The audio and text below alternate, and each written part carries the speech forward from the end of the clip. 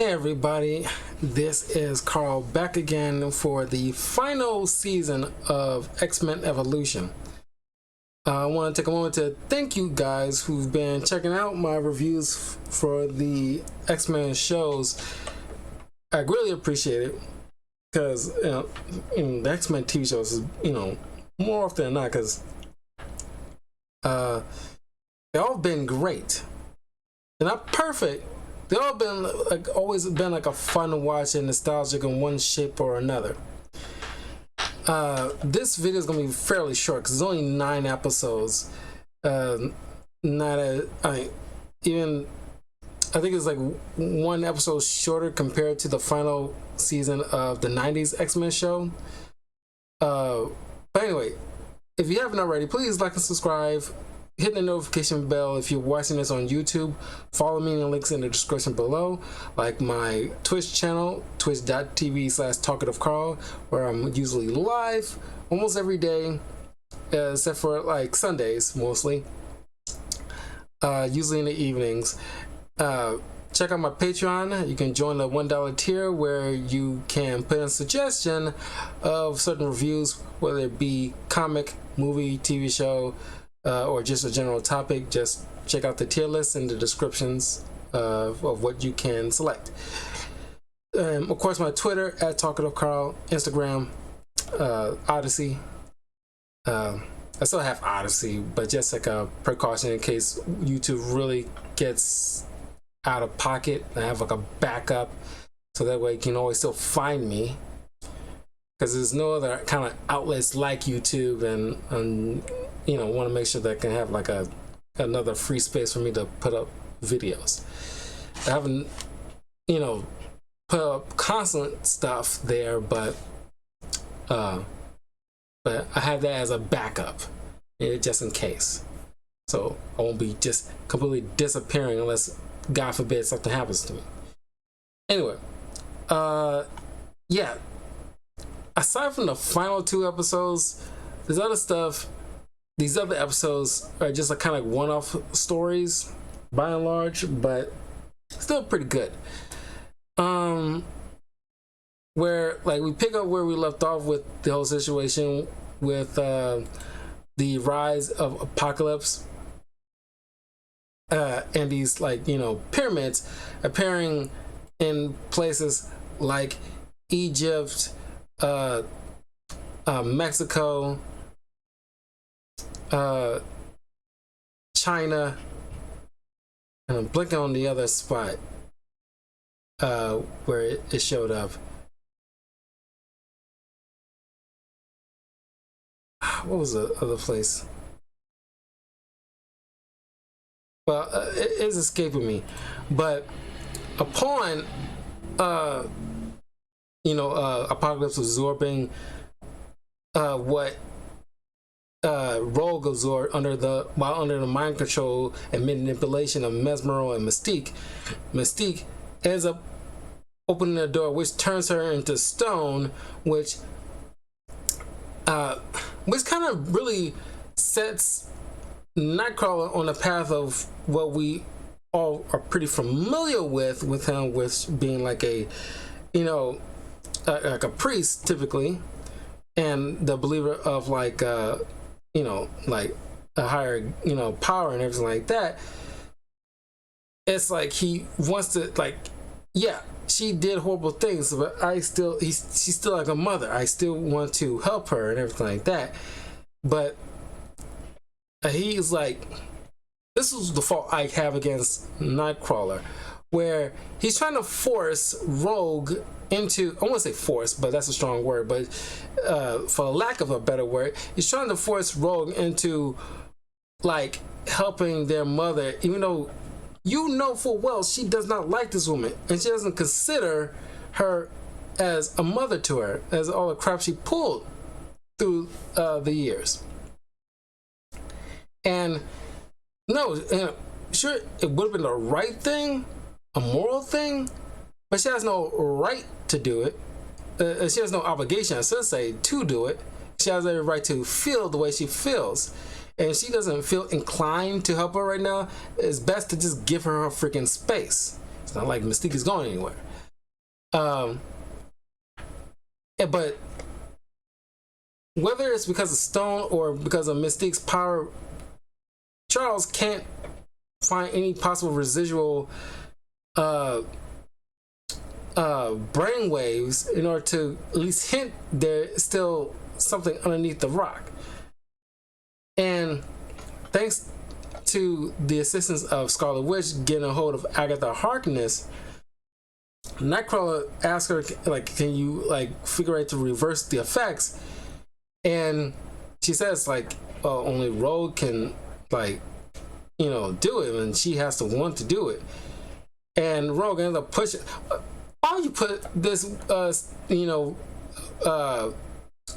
rock formation of Mystique near a high cliff in the first freaking place? But Rogue end up just a burst of anger and frustration and like, just, because teen angst of it all pushes her off the cliff and shatters her on the ground, which distraughts Nightcrawler, thinking like, oh my god, I lost my mother, like the person who birthed me, because it's someone like I was at odds with, but still was my mother. And it's like that shouldn't have happened, and definitely it's not something we do.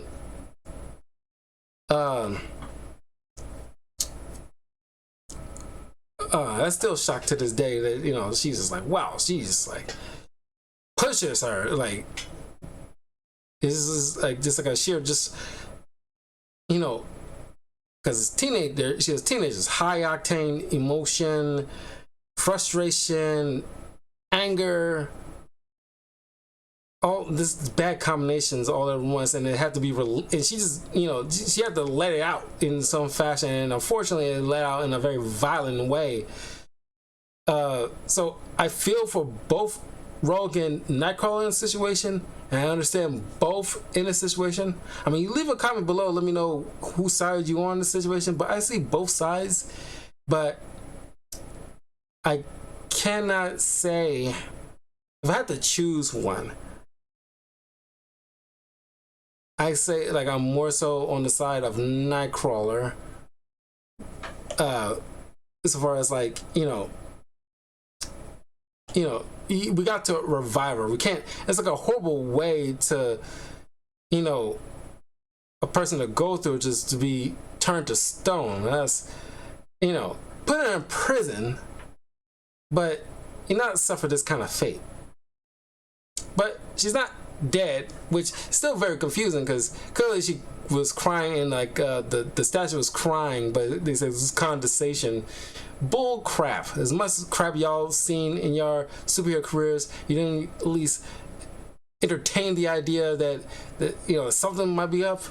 But then Mystique shows up as one of the four horsemen of Apocalypse, so it's like it's very confusing. It's like their essence transfer. It's like some kind of like the stone was like a loading situation where her essence was slowly being downloaded to a pillar in one of the Apocalypse pyramids, because it's like, okay, she shows up one spot and she's supposed to be in solid stone here. It's like that part is super confusing to me. To this day, it's super confusing. But another cool episode. Well, it's two cool episodes, even though they're one shots. One being Spike, who is like, with the Morlocks, wants to be essentially he's like a vigilante. He's like like a Ninja Turtle or something like that, where he resurfaces in order to help stray mutants from being like physically assaulted. And in one case is by Duncan, who is just because a lot of these humans, it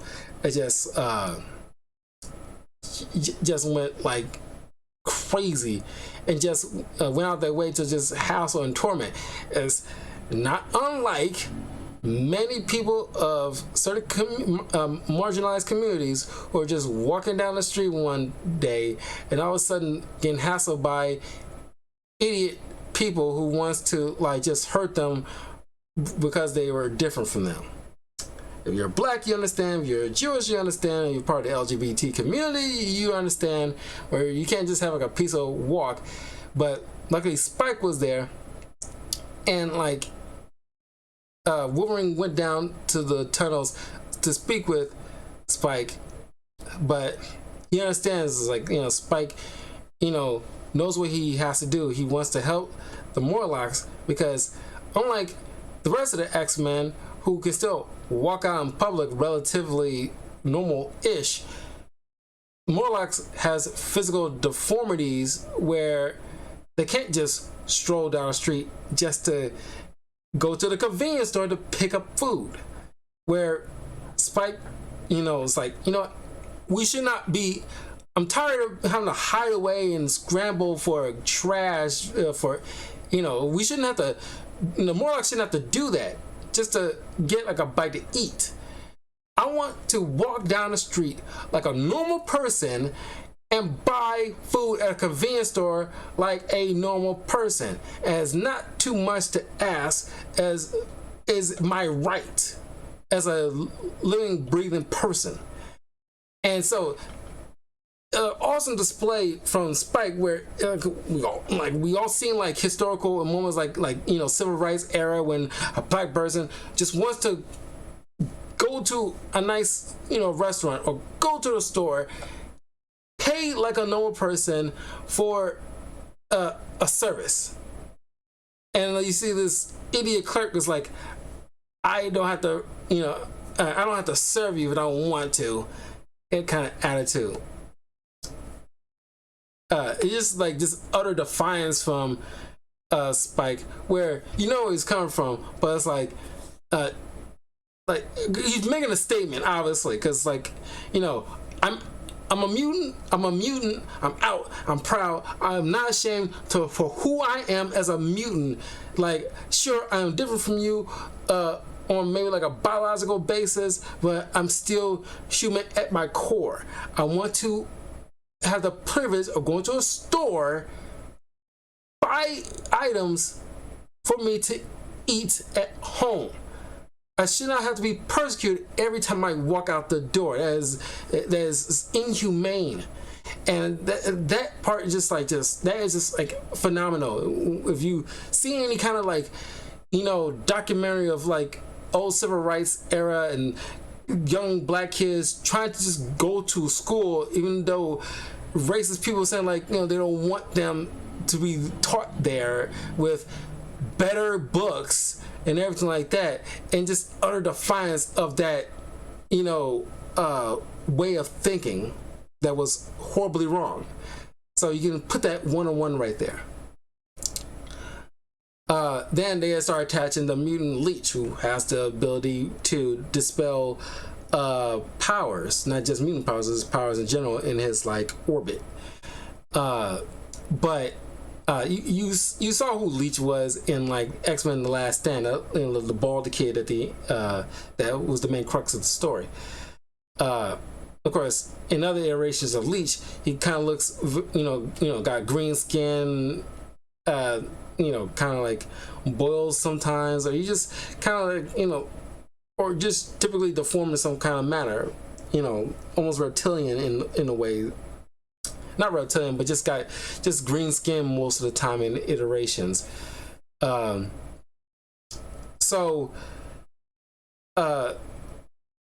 With Duncan and his little, you know, crew of flunkies, literally like some bunch of rednecks, you know, riding in pickups, you know, throwing dynamite down the sewers just to draw the Morlocks out. And, you know, Spike just like head up to here, and like the X-Men show up and they just handle these like bigoted teenagers very easily. Really didn't take much effort, but it's thanks to Leech that really shut everything down. And And of course, the police end up taking Duncan and his little boys away. That's the last you see of them. I imagine if something like that played out in real life, these people would be arrested for racial injustices, because it's like a race crime. The next awesome episode is one with Gambit, where, because of course, Rogue always had like a thing for Cyclops, but knowing that she A, cannot touch anybody, and B, he doesn't have those same feelings for her as he does for Jean. And so she kind of bitter about it. She's in her feelings about it. But then here comes Gambit, asking like, oh, can you... He essentially kidnapped her in order to get her assistance, because of course he has ulterior motives, but he actually legit is falling for this girl, even though you clearly look like a grown-ass man, and she's like, let's say like Gambit at this point in this iteration, let's say he's like 30 or 31, and she is like approaching the age, she's legal age, because they're all about to get to that point where they can easily go to college at this point. That's what Jean's probably talk about the most with Professor Xavier. It's like, I want to like go in the same field as you, Professor. I want to go to college and everything like that to study like gene therapy and all this other stuff for genetics. So Rogue will be old enough legally for these two to actually hook up, so there's no legal issues, but it's just like, knee-jerk reaction is like, dude, it's like you're kind of like, closing up to a girl who is just about to go to college. But it's Rogue and Gambit, like one of like the most iconic comic book couples in history. I argue right up there with like Peter and MJ, or Lois and Clark, and Reed Richards and Sue Storm. It's like iconic couples that don't belong to nobody but each other. It's like you can't see Gambit with anybody but Rogue, and vice versa. Of course, he had like a fling before he met, Rogue, with the whole thing with Belladonna and everything like that. But who he ultimately needs to be with. So he brings her along to Mississippi, back to her hometown, but they have to go through like Mardi Gras and everything like that, and because he needs her help in order to rescue his father, who's captured by the Assassin's Guild. And once he rescues the guy, these two say their goodbyes, but he leaves her with a nice little memento of a Queen of Hearts, because he's like a smooth customer, honestly. Remy LeBeau is super smooth. So I really love that episode. It was really good, just to see like a moment with Rogue and Gambit. It's always fun to see. One of the other episodes, like kind of like definitely on the realm of like horror-ish type of episode, where you meet this mutant called Danielle Moonstar, who actually is like an X-Men, or say New Mutants character, who, well, in this iteration, her ability is basically like casting illusions, or affecting neural pathways in a way where, in this iteration, she doesn't have that much control over it, but it kind of like forces, people near her to witness their worst nightmares. But in the comics, she can affect people's mindset, not just forcing them to live like some traumatic stuff, but their greatest heart's desire, things like that. And she also got like a energy bow and arrow that she got from Valkyrie that affects like she can affect a person like a lot farther than she normally could. It's just doesn't kill them, but it's like once they hit, she can essentially affect them from far away. But this is a Native American character, Ciani, Chiani. Don't know how you pronounce it, but it's just like with the Native American Captain America. I think he's of that same tribe. I could be wrong, but there's like a. Oh no, Forge is also from that same tribe, but I don't know, not 100% sure with the Native American Captain America, who is he from that kind of same tribe as well. I can't remember for him, but Forge and Danielle are from the Chiani reservation, which is really fun. It's like you got like an ample amount of Native American superheroes that you can really like, you know, boost up in the films or TV shows, honestly. Because, matter of fact, the actress who played the girl from the Predator movie Prey, she should be the MCU's Danielle Moonstar, honestly. She can easily like play that. Or actually get somebody from the Chandi, tribe to like be cast in this particular role. But anyway, she gets she and Shadowcat get some kind of connection where, because you don't know what's real until like, halfway to near the third act of the episode, where Shadowcat, meets up with Danielle, and they're like introducing her. She's introducing her to like the X-Men, and she's getting recruited and all this other stuff, and like everybody's like, wow, like Danielle's awesome. It's like, and from what Charles is understanding, she's kind of like a low-level kind of telepath kind of situation. So we'll go to some trainings, see like how it manifests to an extent, and we can adjust from there. And during this one training session, she freaks out, and all of a sudden, Jean starts flying into the atmosphere uncontrollably. Nightcrawler teleports into that horror dimension that he usually slips right through, and Shadowcat keeps sinking into the ground and doesn't stop. It's all in their minds. They all start freaking out, and then, of course, Danielle thinking like, she's getting chastised, but they're just concerned about like the way she's like, how her powers just kind of like burst out uncontrollably the way they did. Then it gets really into horror. Like it's like if like Sam Raimi made this episode, because other than the close-up eyeball shots that he likes to do, it's like a lot of the X-Men teachers are like sleeping, and each one are like reliving horrible fears. Like Wolverine's back in the Weapon X program, and he's getting tied down and further experiment on her. Storm is like feeling like she's getting trapped in like her room's enclosing in on her, and she's getting trapped in this box and she can't get out.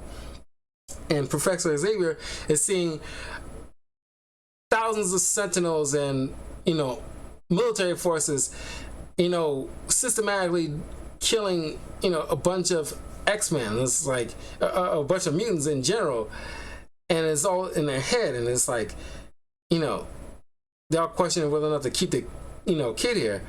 But then one morning Kitty wakes up and she asks about the professor, like, hey, what happened to Danielle Moonstar? I was like, who's Danielle Moonstar? And it's like, oh my god. And then we started worrying about like Kitty's losing her freaking mind, because earlier in this episode, they're racing like like ATVs, and then Kitty seemingly got saved by Danielle, but it turns out she actually kind of crashed, but she was kind of like out of it for a while. And so now people thinking like she must be dreaming up this person or something psychologically wrong with her. But it wasn't until she starts hearing voices of Danielle through the phone, where she and Nightcrawler end up going to the spot nearby where this little reservation where she grew up at meets her grandfather, and saying like, "Oh, Danielle hasn't been around here for like 2 years," and later it turns out she was trapped underneath those rock formations, some kind of like underground cavern that's filling up with water, or at least starting to fill up with water, I guess, after events of the whole ATV little training session. But which is kind of confusing because thanks to her, as Professor Xavier points out, her mutant power forcing her into kind of a hibernation state. That's how she survived for 2 years, which I call cap, which is like, no, I might give you maybe a month maximum, but 2 years because her mutant power forced her in a hibernation state. No, that is just like far too ridiculous for me to genuinely accept from this, even from this show. To genuinely accept, there's some level of a disbelief your mind can willingly accept, but you're able to affect somebody's mind. You're not able to like keep a person breathing and sustaining themselves without food and water for 2 years straight until somebody found you. Well, just all of a sudden now, because she's like, was pinned under the ground or something like that, on top of that, then it starts filling up with water and everything like that. There's too many things you want me to accept where that part really kind of, and that took me out, but it's like, I cannot follow you on this part, on this part. I can't. But they managed to save Danielle after realizing she's existing, and, thanks to her low level powers, she was able to reach out as best she could to Kitty in order to help orchestrate her escape. All this other stuff was kind of like, so episodes. Well, but I don't want to say so, but there's like a situation with the return of X-23 getting revenge on Madam Hydra and Omega Red and Gauntlet, which is all right because they have to bring that kid back, but it's still fun. It's fine.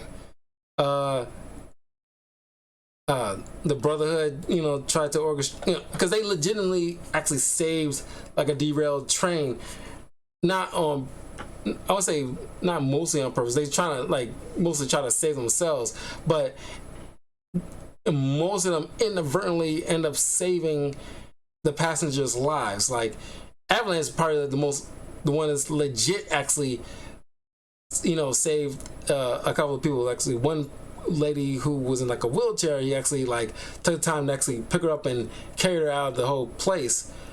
And of course, like the X-Men getting their feelings because like they getting all the Brotherhood, who's been doing bad this whole time, is getting all these praise as heroes. Well, they've been getting the crap end of the whole situation up to this point, which they don't think is very fair.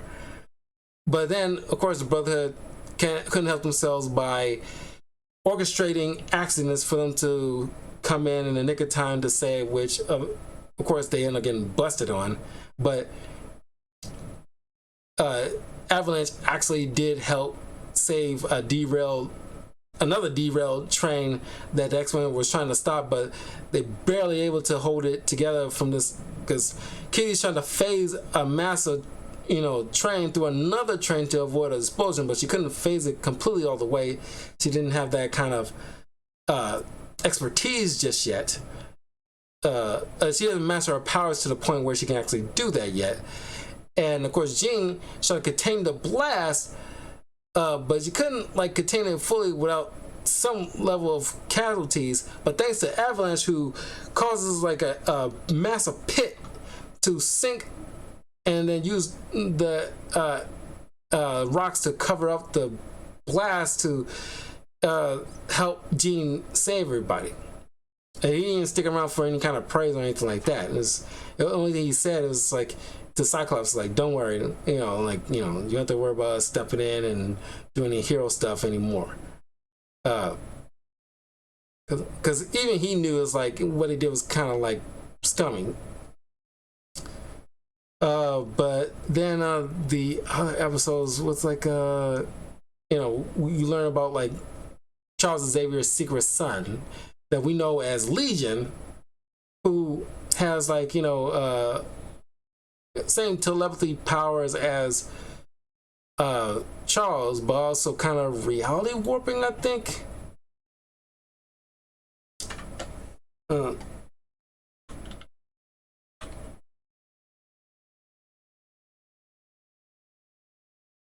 I never liked, David Haller. I never liked his hair in the comics. It's always got this kind of like Johnny Bravo thing going on. I never liked it. It's so stupid looking. Because the first time I saw this kid was in like a 90s comic. But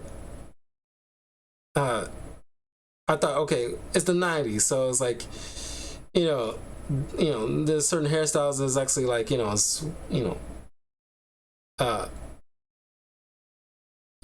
want to like, because it's the style at the time.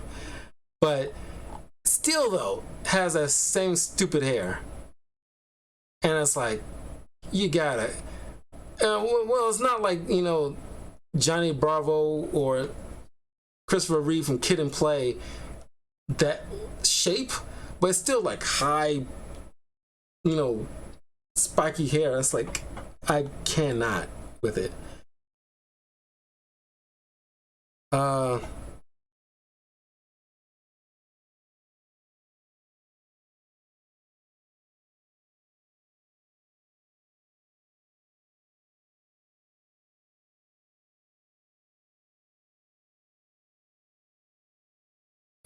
Power manifestation, the ability to create spontaneous mutations with varying attributes. Due to either his immense powers, mental instability, or a combination of the two, David creates a new persona or alter to govern each of these new powers. He stated he has in mind 200 Omega level split personalities.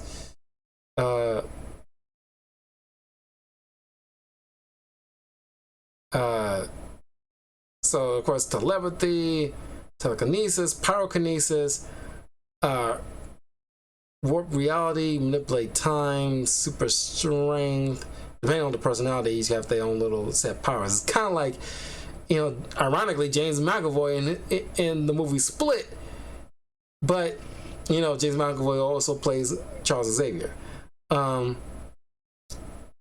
Channel sound to energy blast.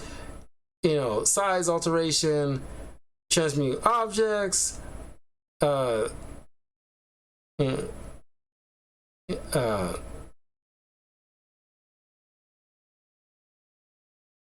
of death, electrical discharge, belch of acid gas, centaur kind of persona,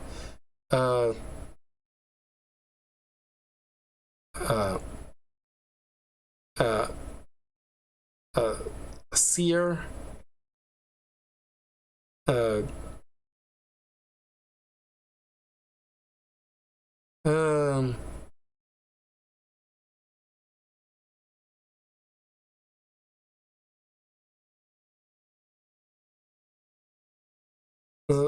he got like at least like like a truckload of powers, which is broken as hell, to be honest. But I think most people just recall, or at least simplify, where it's like reality warping, mind, like telepathy, pyrokinesis, and that's primarily what he, probably utilized probably more often than not that you see. But it's like he showed in this episode he has like at least 3 personalities at this point in time, each one doing a different thing, so it tracks. And of course, Charles Xavier is kind of, distraught because he, didn't know about him. this probably led to him having like a mental instability, and the darker side trying to fight for dominance, which wins, and he disappears, and it's kind of like put like Xavier like in a mood, as to say. But we'll just we'll go right into the last two episodes, which is kind of like the bigger stories, honestly, to end it all. Since like Magneto tried to forcibly stop Apocalypse, but seemingly is killed by him. But like Mystique, his essence was transferred into a pillar for storage to turn him into a horseman. Did the same thing with Storm and Professor Xavier. Now, things are like really coming to the head at this point. The government is tasking Nick Fury to release Bolivar Trask from prison in order to build new Sentinels, in order to specifically dispel this little energy barrier behind all these four pyramids, across the globe. Because any forceful attack is just rebounded back to sender. And with these specialized guns, they can dispel this energy.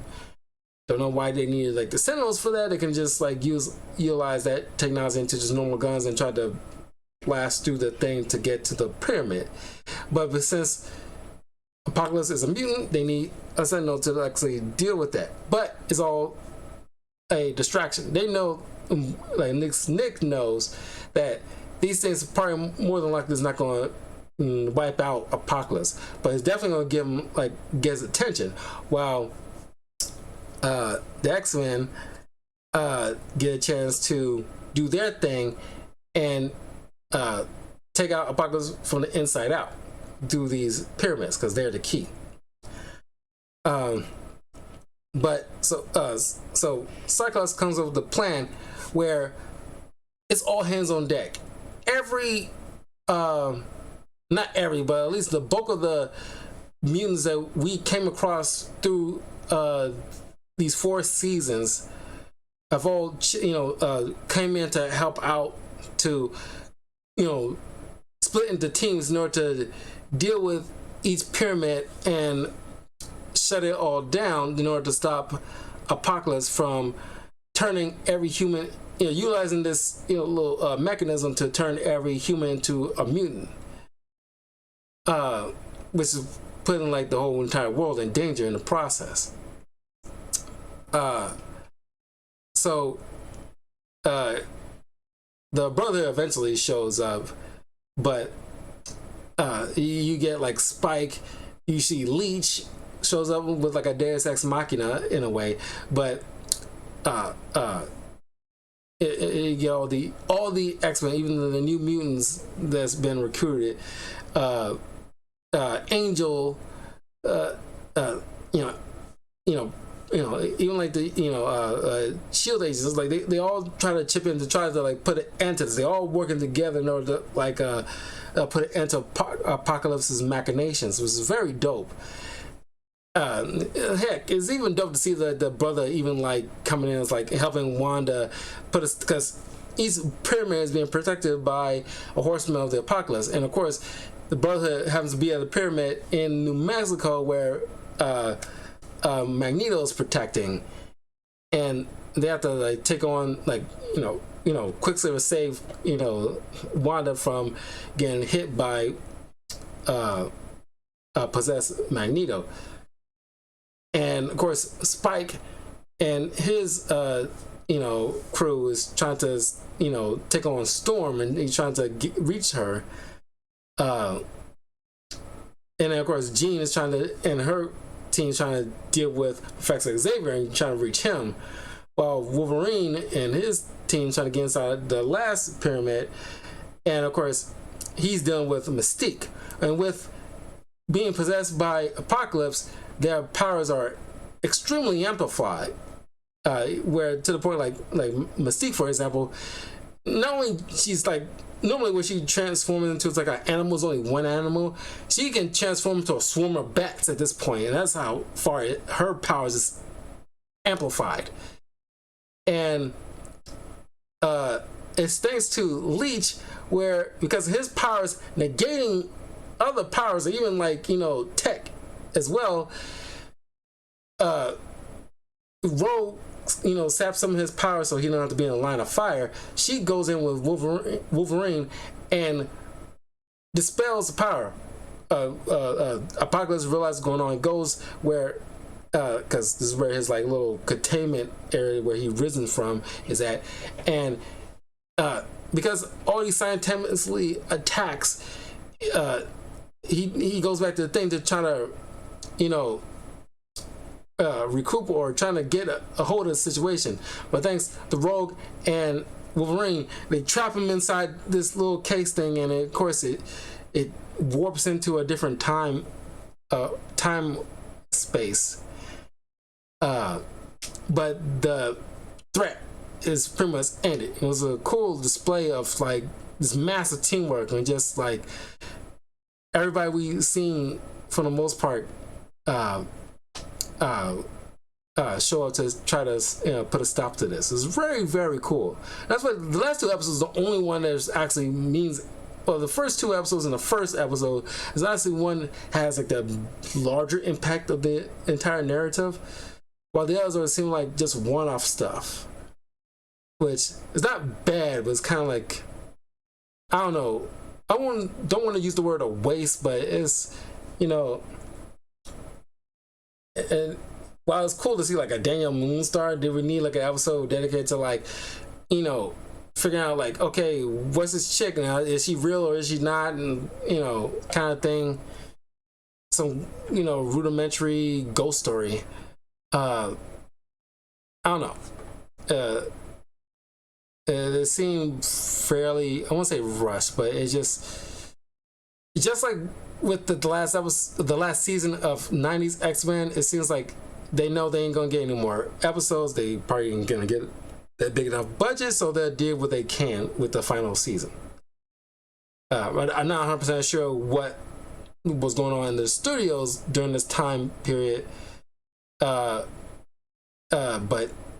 more often than not, it's probably the budget. Because in 9 episodes, it had to be the budget.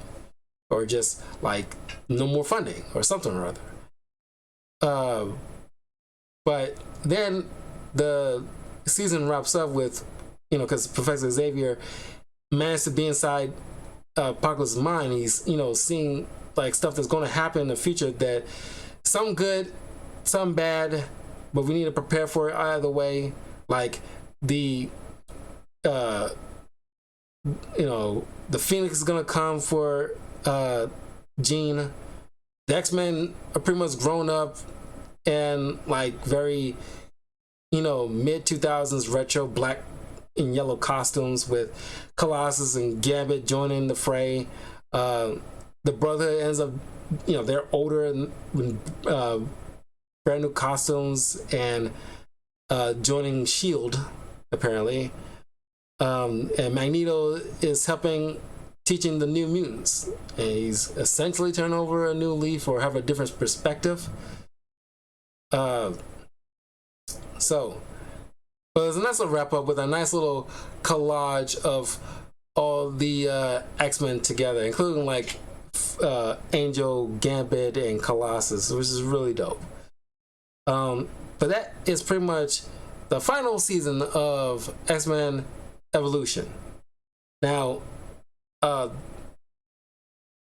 will be going through I'm trying best as I can to like go binge watch as quickly as I can the National Treasure TV show, which is only 1 season, 6 episodes, because I'm trying to get that out by Thursday, along with National Treasure Book of Secrets spoiler review.